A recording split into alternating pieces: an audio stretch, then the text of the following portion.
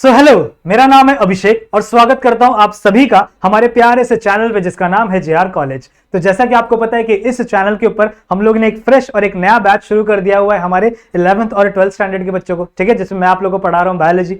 हम लोग ने हमारी 12th बायोलॉजी के 6 चैप्टर्स ऑलरेडी कंप्लीट कर रखे, सही है। आज इस लेक्चर से हम लोग एक नया चैप्टर की शुरुआत करने जा रहे हैं बच्चों, जिसका नाम है that is plant growth and mineral nutrition, ठीक है। इसमें हम लोग देखो लास्ट वाला जो चैप्टर था उसमें हम लोग ने क्या बात किए थे, प्लांट और वाटर के बीच के रिलेशन की बात किए थे, सही है। आज हम लोग, ठीक है, हम लोग ये डिस्कस करेंगे इस चैप्टर में कि आखिरकार एक प्लांट की ग्रोथ कैसे डिसाइड होगी, ठीक है, प्लांट कैसे ग्रो करता है बच्चों, और कौन कौन से मिनरल्स उसके लिए इंपॉर्टेंट है, सही है। तो इस प्लांट को इस लेसन को मैं दो पार्ट में डिवाइड कर देता हूं, एक आपका प्लांट ग्रोथ वाला पार्ट और एक आपका मिनरल न्यूट्रिशन वाला पार्ट, ठीक है। जिसमें से प्लांट ग्रोथ में आपको ज्यादा क्वेश्चन क्या पूछे जाते हैं बच्चों, ज्यादातर जितने भी हार्मोन्स के बारे में क्वेश्चन है ना, ठीक है, जो भी आपके ऑक्सिन से गिबरलिन से वो सारे के सारे हार्मोन्स के ऊपर क्वेश्चन ज्यादातर इस पार्ट से पूछे जाएंगे, ठीक है। और बहुत सारे जो मिनरल्स होते हैं, ठीक है, बहुत सारे मैक्रो मिनरल्स, मैक्रो न्यूट्रिएंट्स, वो सारी की सारी चीजें हम लोग पढ़ेंगे इस मिनरल न्यूट्रिशन वाले टॉपिक में, सही है। तो इस लेसन को स्टार्ट करेंगे, बहुत ही छोटू सा प्यारा सा लेसन है, ठीक है, ज्यादा लेक्चर्स नहीं लगने वाले, इस लेसन को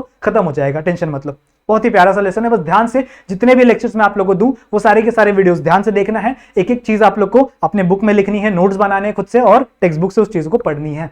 समझ में आई बात, ठीक है। तो स्टार्ट करते हैं लेक्चर नंबर 1। लेक्चर स्टार्ट करने से पहले आपको एक चीज बताना चाहता हूं कि अगर आप लोग ने अभी तक हमारे जेआर ट्यूटोरियल्स के एप्लीकेशन को डाउनलोड नहीं किया है तो जरूर से जाकर प्ले स्टोर के ऊपर सर्च करना या फिर ऐप स्टोर के ऊपर सर्च करना, अगर आप आईफोन यूज कर रहे हो तो, ठीक है, वहां पे आप लोगों को एप्लीकेशन मिल जाएगी, उसे डाउनलोड करके लॉगिन कर लेना। समझ में आई बात, ठीक है। वहां पे आप लोगों को नोट्स मिलने वाले हैं, सारी सारी चीजें, वहां पे आप लोगों को क्वेश्चन पेपर मिलेंगे, मैं क्वेश्चन पेपर सेट करूंगा, वो आप लोगों को दूंगा प्रैक्टिस करने के लिए, जिससे आपकी बोर्ड के लिए काफी अच्छी तरीके से प्रैक्टिस होगी, ठीक है। तो इस ऐप को जरूर से डाउनलोड कर लेना, इसका फायदा जरूर से उठाना, ओके। अगर आप लोग को मुझसे कोई डाउट, मुझसे इस चैप्टर में कोई डाउट होता है, पूरे सेशन में कोई डाउट होता है, या फिर अगर आपको मुझसे बातें करनी है तो आप लोग आ सकते हो मेरे इंस्टाग्राम पे, मैंने अपने इंस्टाग्राम की आईडी यहाँ पे मेंशन कर दी है, ठीक है। आप लोग को कोई भी डाउट है आप वहां पे आके मुझसे पूछ सकते हो, कोई भी अपना फीडबैक है वो भी आप वहां पे आके मुझे दे सकते हो, क्लियर है। तो चलो स्टार्ट करते हैं। सबसे पहले हम लोग बात करते हैं बच्चों ग्रोथ क्या होती है। चलो ग्रोथ के बारे में जरा बताओ, ग्रोथ एक्चुअल में होती क्या है। हम लोग को बचपन में जब मेरे को पता चला था, जब मैं अराउंड 3rd या 4th स्टैंडर्ड में था, और जब मुझे पता चला ना कि प्लांट भी लिविंग ऑर्गेनिज्म है, ठीक है, प्लांट भी जिंदा है, प्लांट के अंदर भी जान है, तो मैं बहुत शॉक हो गया था कि एक्चुअल में प्लांट कैसे, यार प्लांट तो मूव भी नहीं करते। तो प्लांट के पास एक बहुत ही इंपॉर्टेंट कैरेक्टरिस्टिक्स होती है लिविंग ऑर्गेनिज्म की, दैट इज ग्रोथ, सही है। जितने भी लिविंग ऑर्गेनिज्म इस दुनिया में बच्चों वो ग्रो करते हैं, इसका मतलब क्या है, उनकी साइज इंक्रीज होती है, उनका एरिया इंक्रीज होता है, समझ रहे हो, उनका वॉल्यूम इंक्रीज होता है, उनके नंबर ऑफ सेल्स इंक्रीज होते हैं। तो जितने भी ऑर्गेनिजम्स हैं इस दुनिया में सब के सब एक बहुत ही इंपॉर्टेंट कैरेक्टर दिखाते हैं, दैट इज ग्रोथ। आज हम लोग प्लांट ग्रोथ के बारे में ज्यादातर बात करने वाले, ठीक है। तो सबसे पहली लाइन देखो मैंने क्या लिखी है, ग्रोथ क्या है यहाँ पे, growth is one of the most fundamental character of the living being. वही मैंने जो भी आप लोगों को बताया वही चीज लिखा है कि ग्रोथ क्या है, ग्रोथ एक बहुत ही फंडामेंटल कैरेक्टर है। फंडामेंटल क्या, बहुत ही बेसिक कैरेक्टर है, समझ रहे हो, ठीक है। जैसे हम लोग बोलते हैं ना घर बनाते हैं तो सबसे पहले बेस स्ट्रांग होता है, समझ, वैसी फंडामेंटल का वर्ड का मतलब वही होता है कि जो आपका बेसिक चीजें है ना वो, ठीक है। तो growth is the very fundamental character और very important fundamental character of every living being. जितने भी दुनिया में ऑर्गेनिज्म है सबका एक बहुत ही इंपॉर्टेंट कैरेक्टर है, दैट इज ग्रोथ, ठीक है। नेक्स्ट अगर हम लोग बात करें, दिस ग्रोथ इज इरिवर्सिबल। सबसे पहला पॉइंट कि ग्रोथ क्या है बच्चों, इरिवर्सिबल है। अगर कोई पर्सन एक कंडीशन में ग्रो हो गया, जैसे आप लोग बड़े हो रहे हो ना धीरे धीरे, तो क्या आप लोग वापस बच्चे बन सकते हो? नहीं बन सकते ना। चाहते तो सब है कि हम लोग वापस बच्चे बन जाए, बट नहीं बन सकते। सो क्यों भैया, क्योंकि ग्रोथ ये इरिवर्सिबल है, आप रिवर्स नहीं कर सकते ग्रोथ को, सही है। एक प्लांट अगर एक सर्टेन हाइट तक पहुंच गया तो वो वापस उसको छोटा प्लांट बनाना पॉसिबल नहीं है, समझ रहे हो। So growth is irreversible, growth is permanent, ठीक है। ग्रोथ क्या होता है बच्चों, परमानेंट चेंज होता है, टेम्परेरी नहीं है कि आज ग्रोथ हो रही है, कल नहीं हो रही, परसों नहीं हो रही, फिर 3 दिन बाद होने लगेगी, ऐसा नहीं है। Growth is the permanent and continuous change, ठीक है। क्या होता है यहाँ पे, increase in size of an organ और इंडिविजुअल सेल, ठीक है। आपके एक ऑर्गन की साइज बढ़ेगी या फिर आपके एक इंडिविजुअल सेल की भी साइज बढ़ेगी। प्लांट में हम लोग को देखने मिलता है, प्लांट में आप लोग को बताऊंगा कि एक्चुअल में सेल की साइज बढ़ने लगती बहुत ज्यादा बढ़ने लगती है, सही है।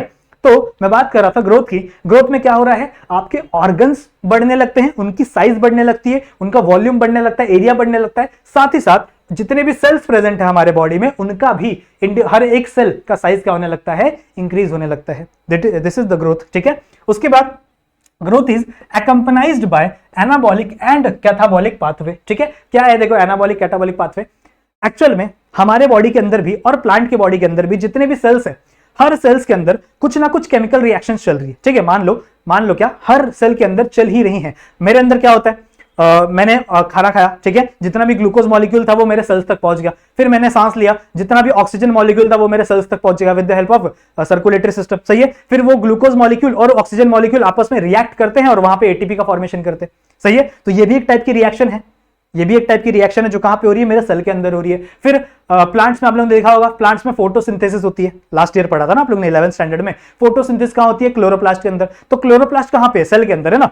इसका मतलब सेल के अंदर फोटोसिंथेसिस हो रही है और वहां पे ग्लूकोज का फॉर्मेशन हो रहा है, सही है। तो हमेशा सेल के अंदर बहुत सारे प्रोसेस चलते रहते हैं। ये सारे के सारे प्रोसेस को बच्चों हम लोग मेटाबॉलिक रिएक्शन कहते हैं। इन सारे रिएक्शंस को we call it as a metabolic reaction. अब मेटाबॉलिक रिएक्शन दो प्रकार की है, या तो कोई बड़ी चीज टूट के छोटे छोटे चीज में बन जाएगी। जैसे मान लो आपका ग्लूकोज मॉलिक्यूल है, तो आपका ग्लूकोज मॉलिक्यूल को मैं तोड़ के छोटा छोटा मॉलिक्यूल बना दूंगा और फिर उससे आगे चल के एटीपी का फॉर्मेशन होगा, सही है। इसीलिए हम लोग ग्लूकोज मॉलिक्यूल को तोड़ते हैं ना।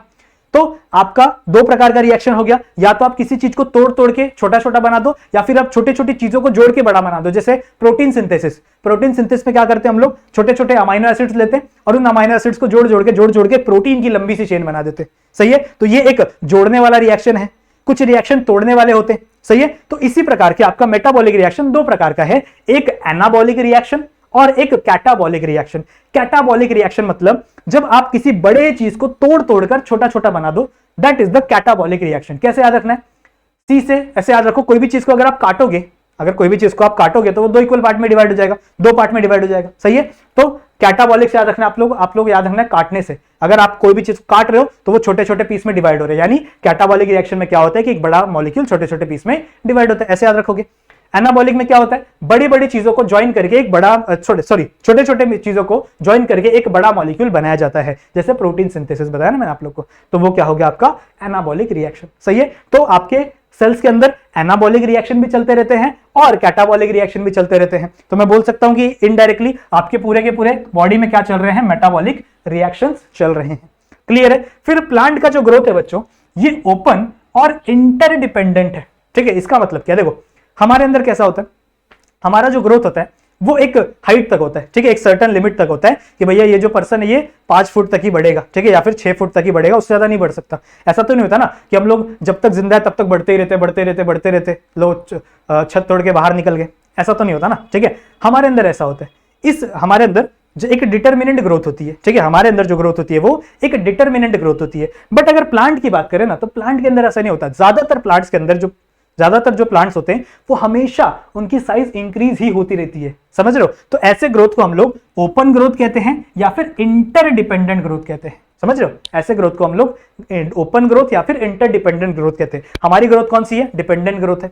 हम लोग डिपेंडेंट है भैया, हम लोग अपने जीन पे डिपेंडेंट है। जितना जीन हमारा ग्रोथ हार्मोन रिलीज करेगा उतना ही हम लोग बढ़ेंगे, उतनी हमारी हाइट होगी। बट इनके अंदर ऐसा नहीं है, समझ रहे हो। इनके अंदर क्या सीन है कि आप लोग बढ़ते रहो, समझ रहे हो। सो ऐसे ग्रोथ को हम लोग क्या कहेंगे, ओपन ग्रोथ या फिर इंटर डिपेंडेंट ग्रोथ। तो ये स्लाइड समझ में आ गया। चलो आ जाओ नेक्स्ट स्लाइड पे चलते।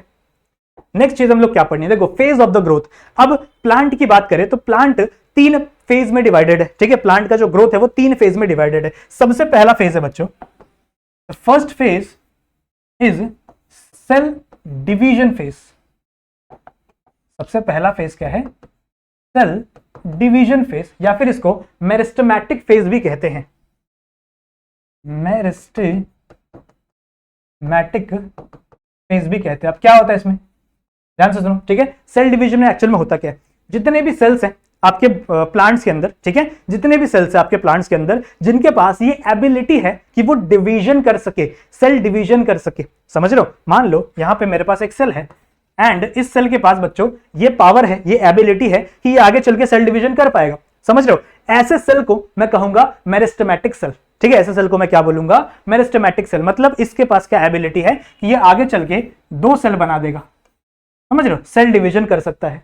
तो ऐसे सेल को मैं क्या कहूंगा, मेरिस्टेमेटिक सेल। और इस फेज को जिस फेज में यहां पे सेल डिवीजन हो रहा है, इस फेज को मैं क्या कहूंगा, सेल डिवीजन फेज। समझ में आई बात, ठीक है। ऐसे फेज को मैं क्या बोलूंगा, it is a cell division phase.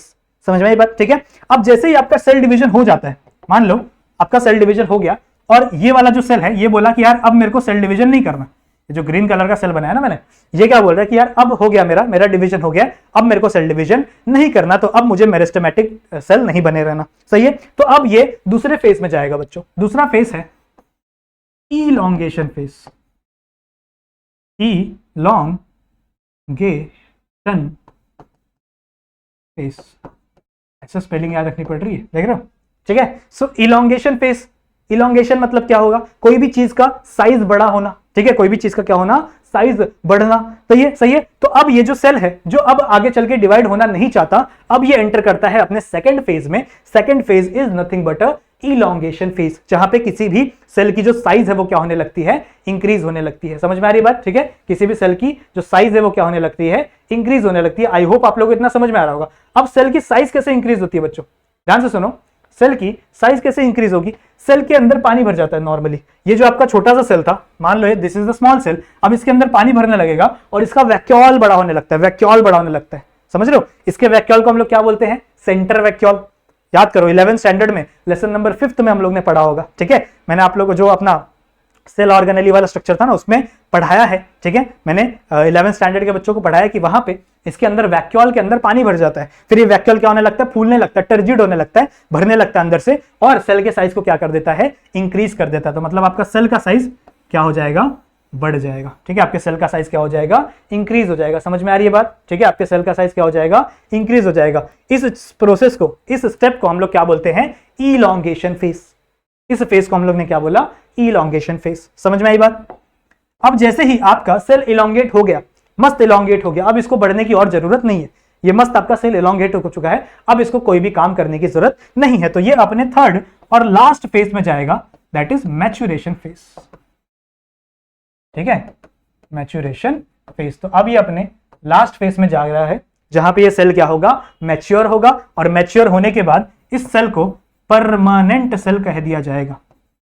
Permanent cell का किताब इस सेल को मिल जाएगा। समझ में आई बात? ठीक है, और परमानेंट सेल एक स्पेसिफिक सेल बन जाता है बच्चों। उसके बाद वो सेल कभी भी डिवीजन नहीं करेगा, वो सेल कभी भी कुछ नहीं करेगा, वो सिर्फ एक आपका परमानेंट सेल बन जाएगा। अब ये डिपेंड करता है, परमानेंट सेल स्क्लेरेनकाइमा बनेगा या परमानेंट सेल कुछ और सेल बनेगा। समझ लो, ये डिपेंड करता है प्लांट के ऊपर, कौन से टिश्यू के अंदर वो बन रहा है वो डिपेंड करता है। बट जब इसका डिवीजन और इलॉन्गेशन रुक जाएगा, पूरा कंप्लीट हो जाएगा, सेल मैच्योर हो जाएगा, फिर ये क्या बन जाएगा? Permanent cell. क्लियर है? समझ में आ गया? सो ये है आपके फेजेस ऑफ ग्रोथ। ठीक है, आपके प्लांट के किस फेज में कैसे कैसे ग्रोथ होता है। समझ में आई बात? ठीक है, ऐसे ही सेम एग्जांपल रूट में भी हम लोग ने देखा है। मान लो ये रूट है, ठीक है, तो यहाँ पे मान लो मेरिस्टेमेटिक टिश्यू है, तो ये आपका रूट क्या हो रहा है? डिवाइड हो रहा है और इसका साइज ऐसे बढ़ते जा रहा है। तो आपके मेरिस्टेमेटिक टिश्यू यहाँ पे आ गए। समझ रहे हो? आपके मेरिस्टेमेटिक टिश्यू यहाँ पे आ गए और यहाँ वाले जो आप टिश्यू थे वो इलॉन्गेशन में चले गए। समझ रहे हो? फिर ये और बढ़ेगा तो आपके मेरिस्टेमेटिक टिश्यू यहाँ पे आ जाएंगे, इलॉन्गेशन वाले सेल यहाँ जाएंगे और ये सेल परमानेंट हो जाएंगे। समझ रहे हो? तो ऐसे आपके रूट का भी डेवलपमेंट होता है प्लांट्स के अंदर। सही बात है? सही बात है। तो ये आपका क्या है? Phase of growth. ठीक है, ऐसे इन 3 फेजेस में आपका ग्रोथ देखने मिलता है प्लांट्स के अंदर। आ जाओ नेक्स्ट पे। अब ग्रोथ को मेजर कैसे किया जाए? Growth is measurable. ठीक है, यहाँ पे लिखा है मैंने, ग्रोथ इज मेजरेबल। बच्चों, ग्रोथ को हम मेजर कर सकते हैं। कैसे मेजर कर सकते हैं? कौन कौन से पैरामीटर्स हैं? सबसे पहले आप फ्रेश और ड्राई वेट ले सकते हो। ठीक है, फ्रेश मतलब क्या? नॉर्मल जो सेल है उसका वेट लेके पता कर सकते हो कि यार पहले इतना वेट था, अभी थोड़ा वेट बढ़ गया, मतलब ग्रोथ हुई है। ड्राई वेट मतलब क्या? सेल के अंदर से पानी निकाल दो। ठीक है, अगर आप सेल के अंदर से पानी निकाल दोगे तो बचा हुआ जो वेट है ना उसको ड्राई वेट बोलेंगे। सही है, तो ड्राई वेट से या फिर फ्रेश वेट से आप पता कर सकते हो कि यार वेट चेंज हुआ है, तो इसका मतलब वहां पे ग्रोथ हुई है। फिर नेक्स्ट है लेंथ। अगर लेंथ भी चेंज हुआ है, अगर लेंथ बढ़ गया है किसी भी प्लांट का, किसी भी लीफ का, किसी भी फ्लावर का, इसका मतलब क्या है कि वहां पे ग्रोथ हुई है। अगर वहां पे एरिया बढ़ गया है बच्चों, अगर किसी लीफ का एरिया बढ़ गया, मान लो कोई लीफ इतना सा था लीफ, ठीक है, और कुछ टाइम बाद इसका एरिया बढ़ गया, कुछ टाइम बाद ऐसे लीफ इतना बड़ा हो गया। समझ रहे हो? इतना बड़ा हो गया, इसका मतलब क्या है कि यहाँ पे ग्रोथ हुई है। इतनी बड़ी क्या हुई है? यहाँ पे ग्रोथ हुई है। समझ में आ रही बात? ठीक है, तो अगर एरिया भी इंक्रीज होगा तो भी ग्रोथ हुई है। फिर अगर वॉल्यूम भी इंक्रीज होगा तो भी ग्रोथ हुई है। भैया वॉल्यूम समझते हो ना? किसी भी चीज का जहां पे एरिया बढ़ जाता है, वॉल्यूम बढ़ जाता है, तो अगर वॉल्यूम भी इंक्रीज होगा तो भी वहां पे क्या हुई है? ग्रोथ हुई है। और अगर सेल के नंबर भी इंक्रीज हो रहे हैं, मान लो यहाँ पे 1000 सेल थे, 10,000 सेल आ गए, इसका मतलब क्या है? सेल बढ़ गए, सेल डिवीजन हुई है, इसका मतलब क्या हुआ है? ग्रोथ देखने के लिए मिली है। तो ये कुछ पैरामीटर्स हैं जिनकी वजह से हमको ये पता चलता है कि एक्चुअल में जहां पे सेल डिवीजन, यहाँ पे ग्रोथ हुई है या फिर नहीं हुई है। क्लियर है? चले नेक्स्ट स्टेप पे। नेक्स्ट स्टेप है बच्चों ग्रोथ रेट। अब ग्रोथ रेट क्या होता है? देखो जहां पे भी रेट आ गया, जहां पे भी ये वर्ड आ गया ना रेट, इसका मतलब समझ जाना कि हम लोग ना टाइम से डील करने वाले हैं। इससे डील करने वाले हैं, टाइम से डील करने वाले हैं, टाइम से। समझ रहे हो? हम किससे डील करने वाले हैं? टाइम से। तो ग्रोथ रेट मतलब क्या? अगर कोई भी चीज कितने टाइम में बढ़ रही है, मान लो कोई भी एक लीफ है, मान लो दिस इज द लीफ, ठीक है, मान लो दिस इज द लीफ, और इस लीफ का जो लेंथ था वो 5 सेंटीमीटर था। कितना था? 5 सेंटीमीटर था, ठीक है। फिर 10 दिन बाद मैंने देखा कि यार ये लीफ ना 2 सेंटीमीटर से और बढ़ गई। ये जो लीफ है ये 2 सेंटीमीटर से और बढ़ गई। फिर 10 दिन बाद और बढ़ी, और बढ़ी, और बढ़ी। समझ रहे हो? तो मतलब ये कुछ रेट से बढ़ रही है। ये जो लीफ है ये क्या हो रही है? कुछ रेट से बढ़ रही है। तो सिंपल सा हम लोग कह सकते हैं कि ग्रोथ रेट इज डेवलपमेंट और increase in size with respect to time. ठीक है, हम लोग बोल सकते हैं इंक्रीज इन साइज, कह लो साइज का इंक्रीज होगा, इंक्रीज इन वेट कह लो, वेट का इंक्रीज होगा, किसी भी चीज का इंक्रीज। ठीक है, increase in size, area, volume with respect to time is known as growth rate. समझ रहे हो? तो मतलब कोई भी चीज इतने टाइम में बढ़ रही है तो मैं बता सकता हूं कि इसका ग्रोथ रेट ज्यादा है। जैसे कोई चीज कम टाइम में ज्यादा बढ़ रही है तो मैं बोलूंगा इसका ग्रोथ रेट ज्यादा है। कोई चीज ज्यादा टाइम ले रही है लेकिन बहुत ही कम बढ़ रही है तो मैं बोलूंगा उसका ग्रोथ रेट बहुत ही कम है। समझ रहे हो? मतलब ग्रोथ रेट कम है मतलब क्या? ज्यादा टाइम लेगी बट थोड़ा सा ग्रो होगा। ग्रोथ रेट ज्यादा है मतलब क्या? कम टाइम में ही बहुत ज्यादा ग्रो हो जाएगी। समझ रहे हो? ठीक है, सो this is the growth rate. अब ग्रोथ रेट बच्चों दो प्रकार के। अगर मैं ग्रोथ रेट के टाइप्स की बात करूं तो ग्रोथ रेट दो प्रकार के हैं। एक है arithmetic growth rate, arithmetic growth rate, ठीक है, अरिथमेटिक ग्रोथ लिख देते हैं हम लोग, और एक है जियोमेट्रिक ग्रोथ रेट। समझ रहे हो क्या डिफरेंस है दोनों में? देखो होता क्या है, मान लो दिस इज द सेल, मान लो this is the cell. Now this cell is going to divide into 2 cells. This is cell number 1, this is cell number 2, या फिर daughter cell number 1, daughter cell number 2। Suppose there is a cell and this parent cell is going to divide into 2 cells। ठीक है, this is the daughter cell 1 and this is the daughter cell 2। समझ में आई बात? ठीक है, अब इसमें से ये एक सेल जो है ये बोलेगा कि यार अब मेरे को डिवीजन नहीं करना और अब मैं आगे चल के क्या करूंगा? परमानेंट सेल बन जाता हूं। ठीक है, ये क्या बन जाऊंगा? परमानेंट। इलोंगेशन करके, मैच्योरेशन करके अब मैं क्या बन जाऊंगा? परमानेंट सेल बन जाऊंगा। ठीक है, लेकिन ये जो दूसरा सेल है, ये वाला सेल, दूसरा नंबर वाला सेल, ये बोलेगा ना ना ना मैं तो नहीं बनने वाला, तो ये आगे चल के वापस डिवीजन कर देगा। आगे चले क्या करेगा? वापस डिवीजन कर देगा। समझ रहे हो? ठीक है, फिर इसमें क्या होगा? वापस जब जैसे ये सेल आगे चल के 2 में डिवाइड हुआ, इसमें से एक सेल वापस बोलेगा कि यार मैं क्या करता हूं? वापस मैं परमानेंट बन जाता हूं। ठीक है, मैं एक सेल क्या बोलेगा कि यार मैं परमानेंट बन जाता हूं, पर दूसरा सेल बोलेगा नहीं भाई मैं तो नहीं बनना, तो ये वापस क्या करेगा? डिवीजन करेगा। ये वापस सेल क्या कर देगा? डिवीजन करेगा। समझ रहे हो? फिर इसमें से वापस एक बोलेगा यार मैं परमानेंट बन जाता हूं, और एक वापस डिवीजन करेगा। मतलब इसमें क्या हो रहा है कि आपका जो सेल डिवीजन है जिसमें से एक सेल कंटिन्यू डिवाइड कर रहा है और एक सेल परमानेंट बन जा रहा है। एक सेल कंटिन्यू डिवाइड कर रहा है और एक सेल क्या हो रहा है? परमानेंट बन जा रहा है। और यहां पे बच्चों कभी भी ग्रोथ रेट नहीं बढ़ेगा। देखो आप लोग, ग्रोथ रेट कभी नहीं बढ़ रहा। एक सेल से आगे चल के वापस एक सेल बना, फिर एक सेल से आगे चल के वापस एक सेल बना, फिर एक सेल से आगे चल के वापस एक सेल बना। तो यहां पे सेल के नंबर इंक्रीज हो रहे हैं क्या? हो तो रहे हैं, इंक्रीज सेल के नंबर हो तो रहे हैं, पर ग्रोथ रेट नहीं बढ़ रहा, उसी स्पीड से बढ़ रहा है। चाहे आप 10 सेल बाद भी देखोगे ना तो भी एक सेल से एक ही सेल बनेगा, चाहे आप 50 सेल बाद भी देखोगे तो भी एक सेल से एक ही सेल बना हुआ होगा। मतलब ग्रोथ रेट नहीं बढ़ेगा, ग्रोथ रेट नहीं बढ़ेगा। ऐसे सेल्स को, ठीक है, ऐसे टाइप के डिवीजन को हम लोग कहते हैं बच्चों अरिथमेटिक ग्रोथ। ठीक है, ऐसे टाइप के सेल डिवीजन को या फिर ऐसे टाइप के ग्रोथ को हम लोग क्या बोलते हैं? Arithmetic growth. और इसमें बच्चों एक लाइन, एक इक्वेशन दिया हुआ है, दैट इज LT। ठीक है, ध्यान से देखो, LT is equal to L0 plus RT। एक बहुत ही इंपॉर्टेंट इक्वेशन दी हुई है, that is LT is equal to L0 plus RT। क्या है LT? देखो ध्यान से सुनो, L का पहले मतलब समझो। ये जो L लिखा है मैंने, this L talking about length. ठीक है, this L is talking about length. समझ में आ रही बात? T का मतलब क्या है? After time T। जैसे मान लो मैंने एक प्लांट को ऑब्जर्व करना शुरू किया 10 दिन के लिए, ठीक है। तो जब मैंने इनिशियली देखना शुरू किया होगा तो वो हो जाएगा एल नॉट मतलब क्या, इनिशियल लेंथ। इनिशियल लेंथ मतलब जैसे मैंने किसी लीफ को या फिर किसी भी प्लांट को ऑब्जर्व करना, उसकी ग्रोथ को ऑब्जर्व करना शुरू किया आज, ठीक है। तो जब मैंने पहले दिन उसको ऑब्जर्व किया तो वो क्या थी, उसकी इनिशियल लेंथ थी। फिर मैंने सोचा कि यार चलो 10 दिन बाद इसको वापस आके मैं क्या करूंगा, लेंथ को ऑब्जर्व करूंगा। तो आफ्टर टाइम टी, ठीक है, टाइम कितना था 10 दिन का, तो आफ्टर टाइम टी जो लेंथ होगी उसे हम लोग क्या बोलेंगे, L T. So L T क्या हो जाएगा, एल टी यहां पे लिख दूं, L T is the final length, ऐसे लिख देंगे चलेगा, फाइनल लेंथ। या फिर मैं इसे ऐसे भी लिख सकता हूं कि लेंथ आफ्टर टाइम टी, कोई ये टाइम कुछ भी हो सकता है, जो भी आप लोग, मैं तो 10 दिन का एग्जांपल दिया हूं ना, आप लोग कोई भी टाइम ले सकते हो, सही है।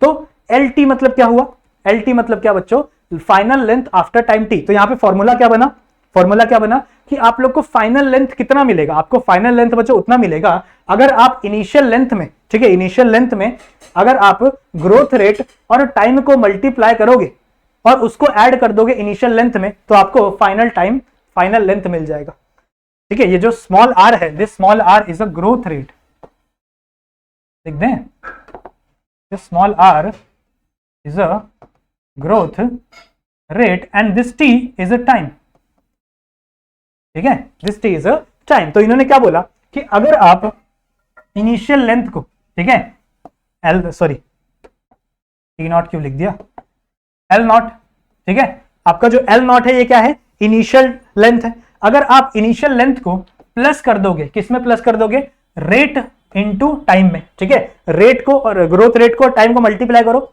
और उस वैल्यू को अगर आप प्लस कर दोगे किसके अंदर, दैट इज इनिशियल लेंथ में, तो आपको वैल्यू मिल जाएगी लेंथ आफ्टर टाइम टी की, ठीक है, लेंथ आफ्टर टाइम टी की। समझ में आई बात, ठीक है। एग्जांपल दें, चलो एग्जांपल लेके समझते हैं। जैसे मान लो देयर इज अ लीफ, ठीक है, जिसका लेंथ कितना है 2 सेंटीमीटर, ठीक है, कितना लेंथ है इसका 2 सेंटीमीटर, और ये एक सेकेंड, हाँ, और ये 5 मिनट बाद, चलो मान लो 5 मिनट ही बाद ये 1 सेंटीमीटर और बढ़ गया, ठीक है, ये 1 सेंटीमीटर और बढ़ गया, और इसका ग्रोथ कितना है, मान लो इसका ग्रोथ है 2 की स्पीड, ठीक है, इसका ग्रोथ क्या है 2 की स्पीड का ग्रोथ है, सही है। तो अगर मुझे फाइनल लेंथ निकालना है तो मैं क्या करूंगा, फाइनल लेंथ निकालने के लिए मैं ये फॉर्मूला यूज करूंगा। इनिशियल लेंथ थी बच्चों 2 सेंटीमीटर, ठीक है, इसको ऐड करूंगा किसमें, टाइम कितना था आपका 5, सही है, और रेट कितनी थी आपकी 2, तो इसको इससे मल्टीप्लाई करो और आपका इसको ऐड कर दो तो आपको मिल जाएगा फाइनल लेंथ आपका। समझ में आई बात, ठीक है, समझ में आई बात, आई होप आप लोगों को समझ में आ रही है ये चीजें। ये पूरा एरिया का खेल है, ये सिर्फ ऐसा नहीं कि 1 + 2 कर देना 3 हो जाएगा, ये नहीं, ये पूरे एरिया का खेल है, समझ लो, पूरा एरिया इंक्रीज होगा। तो ये फॉर्मूला आई होप आप लोगों को समझ में आ गया होगा, क्लियर है। नेक्स्ट है बच्चों ज्योमेट्रिक ग्रोथ, यहां लिख दें, next is the geometric growth.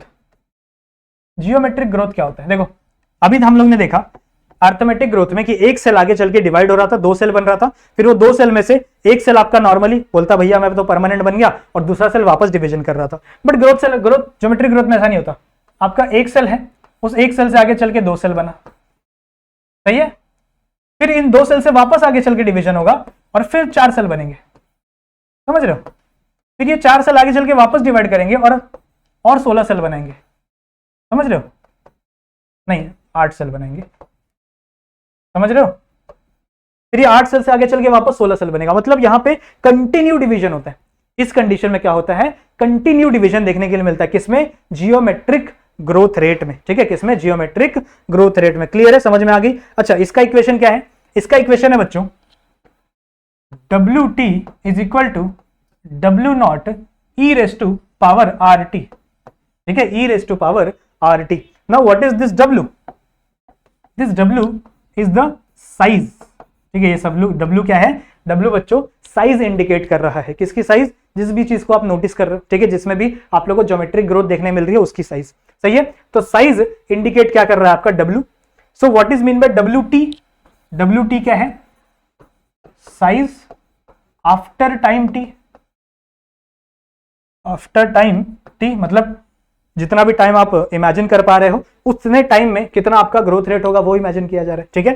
फिर डब्ल्यू नॉट क्या है, W not is the initial size, कह सकते हैं हम लोग, नॉट जहां पे भी लगाते हैं उसको हम लोग इनिशियल से इंडिकेट करते हैं ना, ठीक है। सो इनिशियल साइज, ठीक है। E raise to are t, r क्या है आपका, r is the growth rate, r is the growth rate, ठीक है।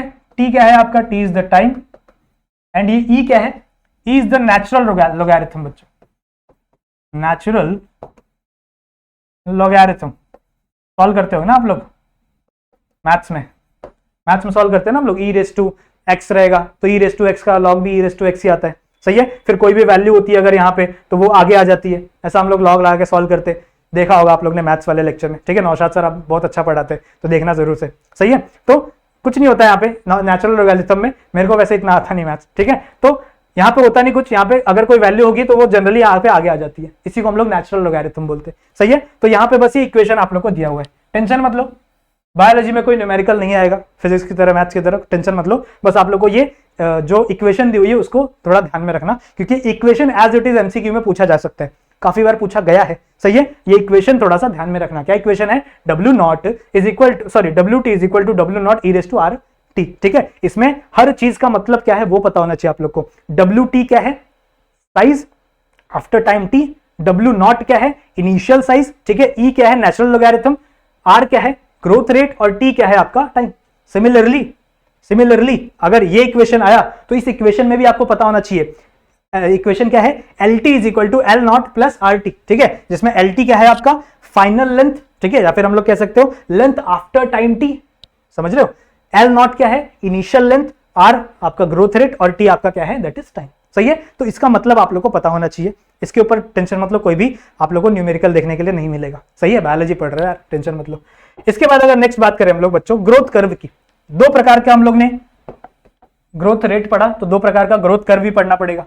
अगर ग्रोथ कर्व की बात करें तो हम लोग एक ग्राफ बनाते हैं, ठीक है, जहां पे यहां पे हम लोग साइज लेते हैं या लेंथ ले लो, ठीक है, और यहां पे हम लोग लेते हैं टाइम। तो अगर मैं अरिथमेटिक की बात करूं, अरिथमेटिक स्पेलिंग गलत होगी,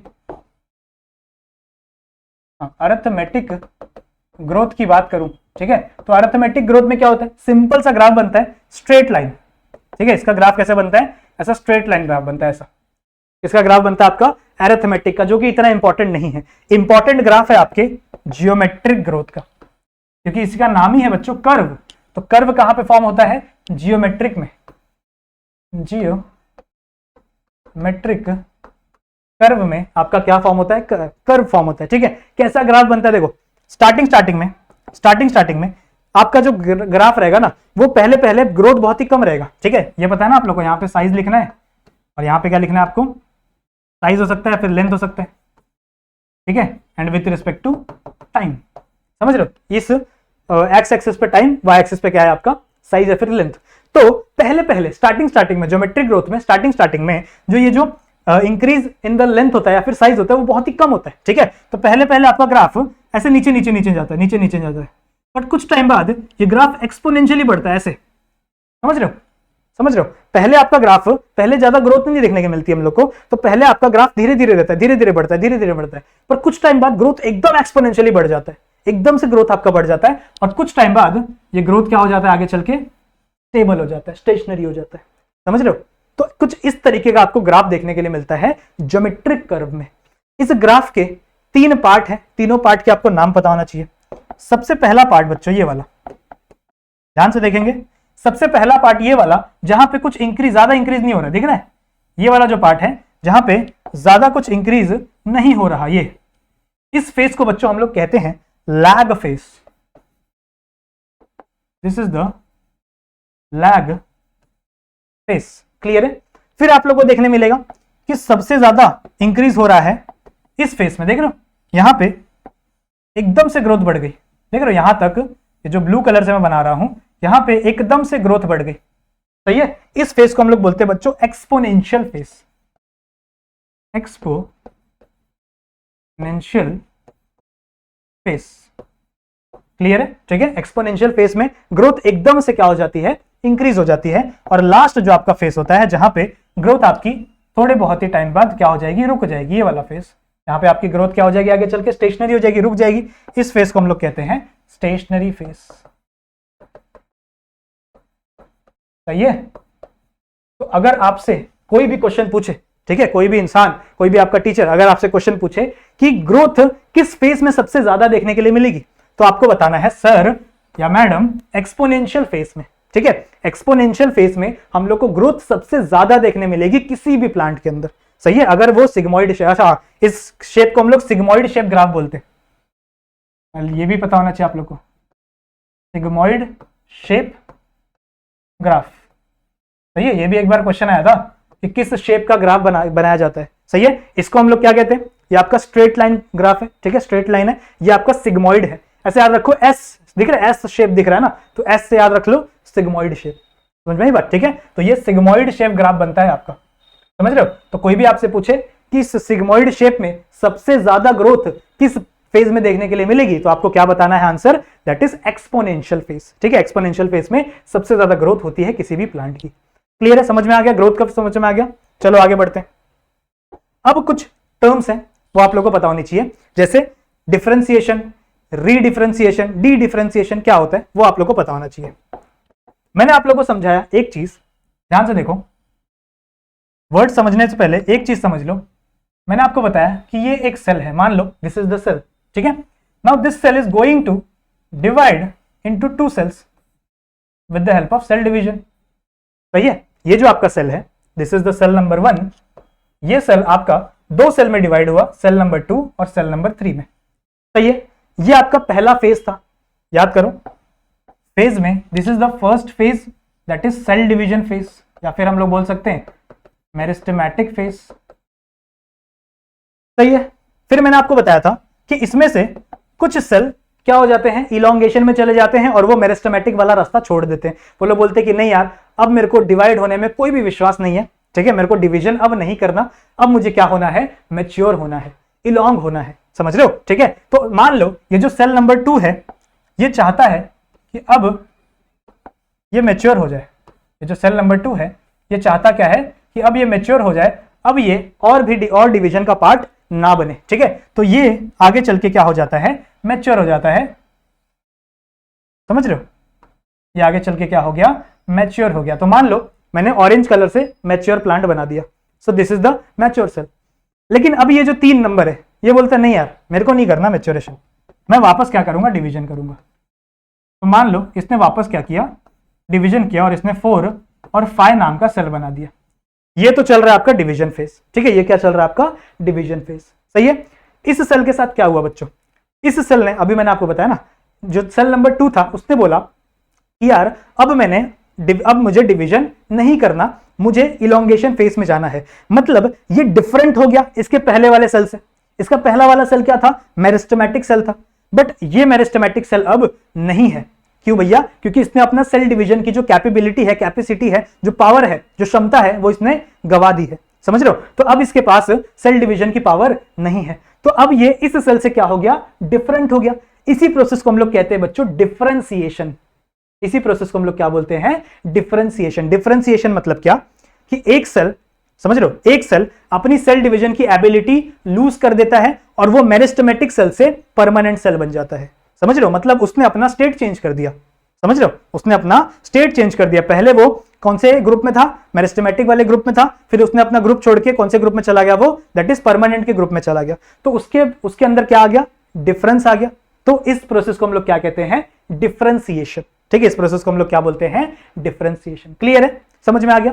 अब मान लो कुछ टाइम बाद ये जो डिफरेंशिएटेड वाला सेल है, ये भूल जाओ, अब इसका काम हो गया, इसको भूल जाओ। ठीक है, अब ये जो डिफरेंशिएटेड वाला सेल था, इसको यार बोलता है, यार इसको ना मस्ती सूझती है। ठीक है, ये बोलता है कि यार बहुत हो गया परमानेंट सेल बनके, वापस मुझे क्या बनना है, मेरिस्टेमेटिक सेल बनना है। ऐसा कब होता है प्लांट के अंदर?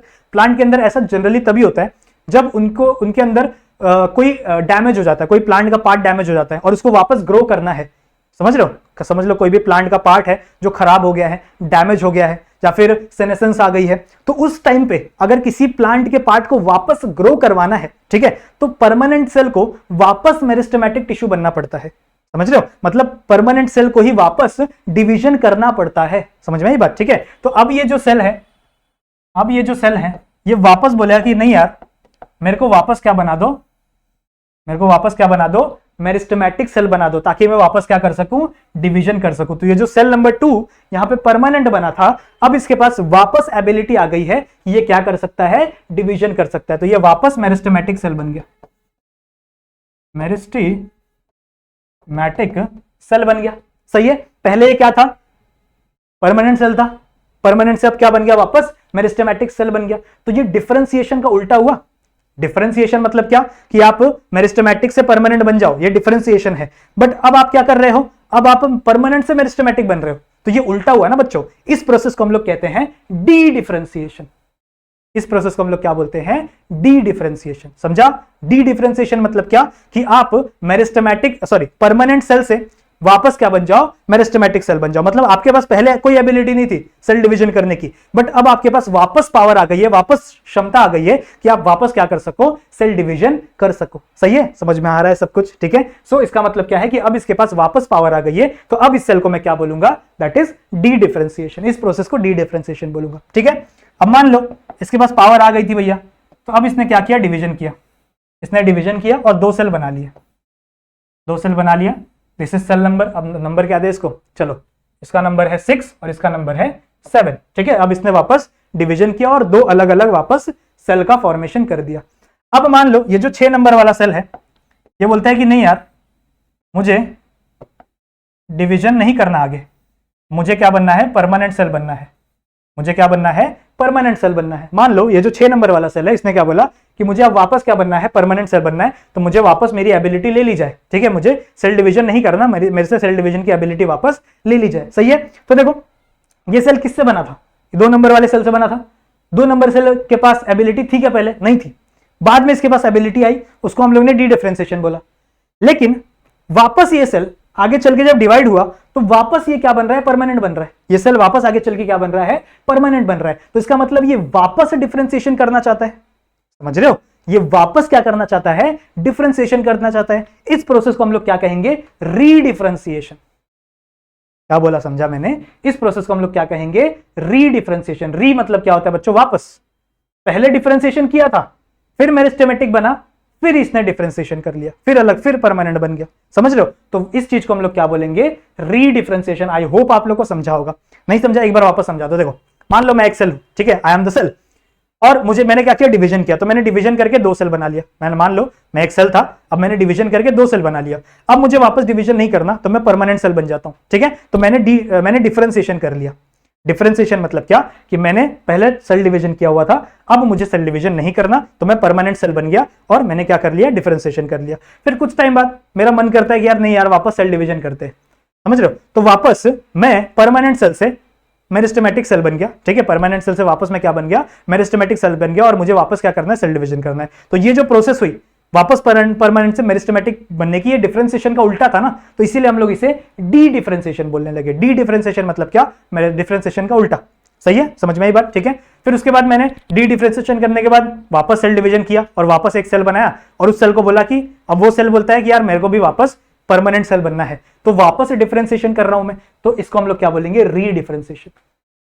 आई होप आप लोग क्लियर हो गए होंगे ये 3 इंपॉर्टेंट वर्ड्स, ठीक है। What is mean by D differentiation, D differentiation and re differentiation. Clear है, समझ में आ गया, ठीक है। आ जाओ आगे चलते। कुछ छोटी छोटी चीजें और बची हो, जैसे डेवलपमेंट क्या होता है।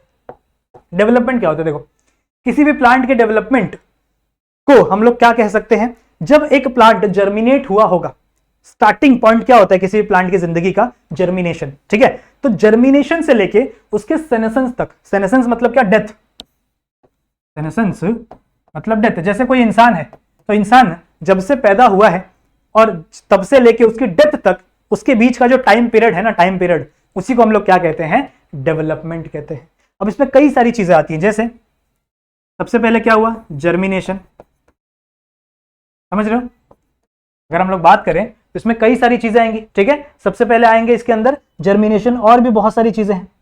जैसे जर्मिनेशन के बाद मेरिस्टेमेटिक, मेरिस्टिम, मेरिस्टिम मतलब क्या, आपका सेल डिवीजन करेगा, ठीक है, सेल डिवाइड होगा। मेरिस्टेमेटिक सेल क्या करेगा, सेल इलोंगेशन करेगा, करेगा भैया। इलोंगेशन सेल क्या करेगा, मैच्योरेशन करेगा, करेगा।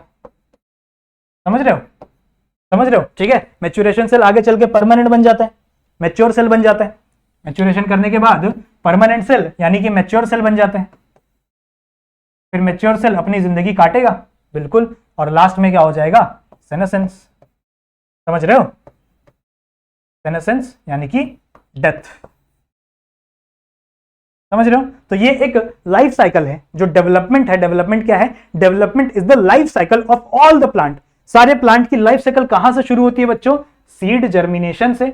जब उसका सीड जर्मिनेट होना शुरू हुआ होगा तब से लेके उसकी सेनेसेंस तक यानी उसकी डेथ तक का जो टाइम पीरियड है, इसी चीज को हम लोग क्या बोलते हैं, डेवलपमेंट। इसी चीज को हम लोग क्या बोलते हैं, डेवलपमेंट। इसमें क्या क्या आ जाएगा, सबसे पहला सीड जर्मिनेशन हुआ, सही है। जर्मिनेशन के बाद मेरिस्टेम, मेरिस्टेम के बाद सीड इलोंगेशन, फिर मैच्योरेशन, मैच्योरेशन से मैच्योर सेल बना, फिर मैच्योर सेल का सेनेसेंस हो गया, और सेनेसेंस से आगे चल के उसकी डेथ हो गई। क्लियर है, समझ में आ गया, समझ में आ गया। आई होप आप लोगों को ये सब समझ में आ रहा होगा, ठीक है। देखो इस चैप्टर में ये जो चीजें हैं ये इतनी ज्यादा इंपॉर्टेंट नहीं है। क्यों इतने इंपॉर्टेंट नहीं है, क्योंकि इसके बाद वाला जो टॉपिक है, जितने भी हार्मोन्स वाले टॉपिक है, वो इससे ज्यादा पूछे जाते हैं इस लेसन से, ठीक है। तो वो आप लोग को पक्का करना है, इसीलिए ये जो आप लोग को पढ़ा रहा हूं ये ऐसे ही पढ़ा रहा हूं, मतलब ऐसे ही नहीं, इंपॉर्टेंट है बट ऊपर ऊपर से पढ़ा रहा हूं। समझ में आ रही है बात, ठीक है। चलो आ जाओ नेक्स्ट, और एक इंपॉर्टेंट टॉपिक है, that is plasticity. What is mean by plasticity? Plasticity का मतलब क्या है बच्चों, एक प्लांट डिफरेंट एनवायरमेंट में डिफरेंट तरीके से ग्रो करता है। देखो वही यहां पे लिखा हुआ है, plant follow different pathway in response to different environment. Same plant है, सेम प्लांट, अगर आप उसको पानी में उगाओगे तो अलग तरीके से उगेगा, अगर आप उसको जमीन पे उगाओगे तो अलग तरीके से उगेगा। इसका बेस्ट एग्जांपल दिया हुआ है बटरकप। बटरकप नामक प्लांट है, जब आप इसे जमीन पे उगाते हो, जब आप इसे जमीन पे उगाते हो तो इसकी ऐसे बड़ी बड़ी पत्तियां बनती है, ऐसे ऐसे, समझ रहे हो, ऐसे बड़ी बड़ी क्या बनती है, ऐसे पत्तियां बनती है, जब इसको आप टेरेस्ट्रियल मतलब जमीन पे उगाओगे, ठीक है। वहीं अगर आप इस प्लांट को पानी के अंदर उगाओगे ना तो इसकी पत्तियां बिल्कुल नहीं बनती, सिर्फ ऐसे ऐसे स्ट्रक्चर बन जाते हैं, ऐसे, समझ रहे हो, ऐसा ऐसा स्ट्रक्चर बन जाता है। ऐसा क्यों, ऐसा क्यों बन रहा है भाई, पानी के अंदर ऐसा क्यों बन रहा है? देखो अगर पानी के अंदर भी ऐसी बड़ी बड़ी पत्तियां बन जाती तो पानी का प्रेशर लगता, पानी का फोर्स आके इसके ऊपर लगता और ये टूट जाते, सही है, जिसकी वजह से इनको ऐसा पतला पतला स्ट्रक्चर बनाना पड़ता है। समझ रहे हो, तो अलग अलग कंडीशन में अलग अलग तरीके की मॉडिफिकेशन करना सेम प्लांट के लिए क्या कहलाता है, प्लास्टिसिटी कहलाता है। क्लियर है, समझ में आ गई बात। तो प्लास्टिसिटी का मतलब क्या है कि that is plant follow different pathway, अलग अलग पाथवे, अलग अलग तरीके से जर्मिनेट होंगे वो अलग अलग इन्वायरमेंटल कंडीशन में। समझ रहे हो, उसको एक जगह पे उगाओगे तो अलग तरीके का स्ट्रक्चर बताएगा, दूसरी जगह उगाओगे अलग तरीके का स्ट्रक्चर बनेगा। समझ में आई बात, ठीक है, क्लियर है। सो आई होप आप लोग को चीजें समझ में आ रही होंगी, आई होप, ठीक है। इसके बाद जो टॉपिक है वो आपका दैट इज शुरू हो जाता है हार्मोन्स का, ठीक है। तो हार्मोन्स को हम लोग नेक्स्ट लेक्चर में एकदम डिटेल में करेंगे, टेंशन मतलब, ठीक है। ये टॉपिक भी बहुत ज्यादा इंपॉर्टेंट है, तो जितनी चीजें मैंने आप लोगों को समझाई हैं, पढ़ाई हैं, एक बार उसे टेक्स्ट बुक से रीड करना, उसे अपने बुक में लिखना, ठीक है। सब कुछ एकदम अच्छे समझ में आएगा, जितना मैंने दिया है उतना ही आपके बुक में दिया हुआ है, सब कुछ आपको बता दिया है मैंने। क्लियर है। सो आई होप आप लोगों को मजा आया होगा पढ़ने में। अगर वीडियो पसंद आई है तो वीडियो को लाइक जरूर से कर देना, चैनल पर नए हो तो सब्सक्राइब करके जरूर से जाना, ठीक है। और अपना जो बेल आइकन है उसको भी ऑल पे सेट कर दो। पिछले कोई भी लेक्चर्स के वीडियोस नहीं देखे हुए हैं तो जरूर से इसके बाद जाके देख लेना अभी, सही है। और ऑल पे सेट कर दो बेल आइकन, और क्या करना है, ठीक है। पढ़ाई करते रहो। तो मिलते हैं नेक्स्ट वीडियो में, तब तक के लिए कीप स्टडीइंग।